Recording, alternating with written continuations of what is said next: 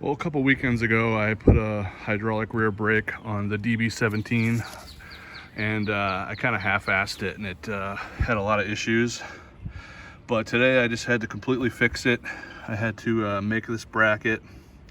I had to cut out the spot for the caliper to come through. And I also had to make these dropouts out of angle iron, if you can see, so I could properly pull back the wheel. Because last week I didn't have these dropouts here, and the hydraulic brake was so strong that when you locked up the rear brake, it would actually pull the rear axle off kilter, and it would make the wheel not straight. So I had to make dropouts and tighten everything up properly. So now the brake works mint, and I have dropouts where I can adjust the chain tension on both sides.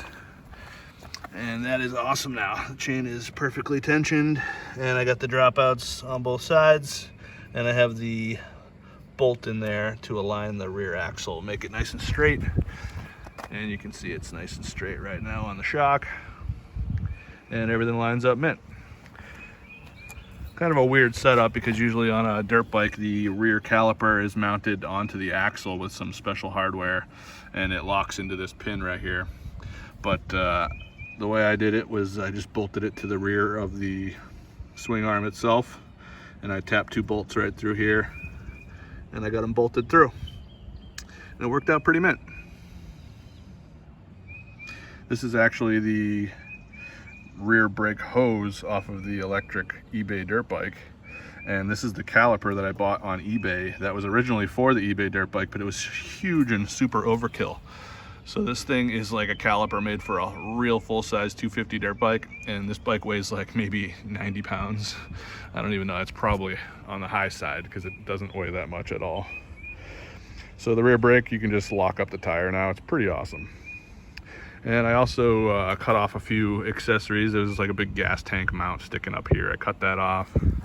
And I cut off a bunch of plastic supports that were down here. I cut off the muffler support. Now I'm gonna clean up these sharp edges with a file, and we're gonna go out and get a nice ride, see how it goes. So we get the bike out for a test ride after putting the new rear brakes on and the axle dropouts. That's what they're called. So far so good. It's working. Brakes pretty good. Brakes are working pretty good. Took like 4 hours because I had nothing but a sawzall and a file. Did all it, and a drill, did everything by hand. So far so good. We got the Kuberg out. I'm happy this is gone. Yeah, I cut that big gas tank mount off of the bike right there, and a bunch of other things I cut off of it. The peg thingy, you lost that. Yeah, she lost a peg, so I just crammed a handlebar on there, so she's got something on her foot peg. Yeah. But so far so good. We're out for a little ride, and the battery on the Kuberg doesn't really last long anymore. I probably get like 5 or 6 miles out of it. It's a 12 amp hour multi-star, but it's like 6-7 years old. I feel like it's super old. Her battery's not the best either. That's the 6-cell test pack that I made on the K-Welder. It's 20-cell 6P 18650. So she needs a bigger battery too, because she flies around here and the thing just only lasts maybe 10 miles. So we gotta get bigger batteries on these bikes so we can go and have some real fun. But for now we're just ripping around the school, testing it out. And we're gonna find actual trails too. Yeah, we gotta get some real trails. But you don't like riding off-road. I want to start getting into off-roading, okay? Yeah, with this bike you can, but I wouldn't go in speed 4 for now. I'd probably stay in 2 or 3 till you get comfortable. I'm not in speed 4 at all. Yeah, right, yeah, I know what you're doing. You know how fast the bike goes in speed 4. Yeah, Look at this, speed 5, it doesn't do anything more. you're just as fast as my bike. I don't have any speeds though. Speed 5 says power. Power. Yeah, and then speed 4 just says the ST. Yeah. Well, you should ride in speed 1. You're punished.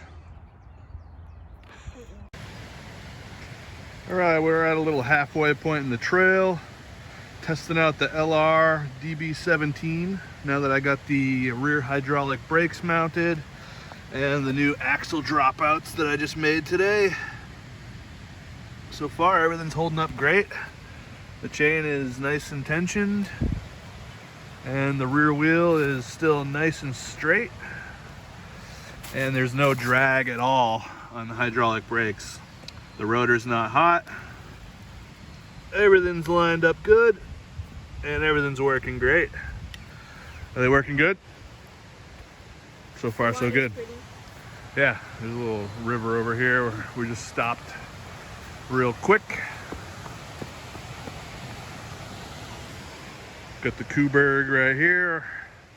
No issues on this bike except the rear wheel. I need to align or I don't know, tighten up the spokes. Wow, there's so much water down here.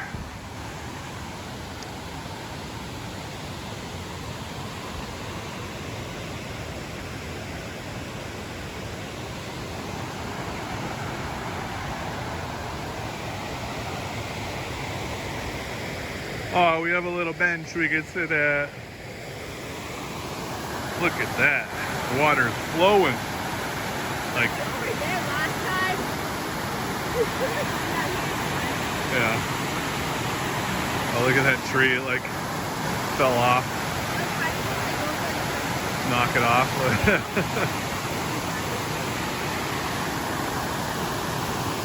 Oh, there's birdies flying around. There's mayflies out bugging us everywhere already.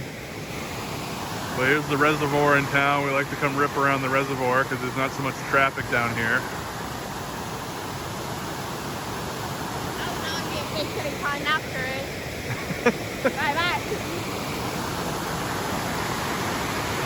Back to the ride.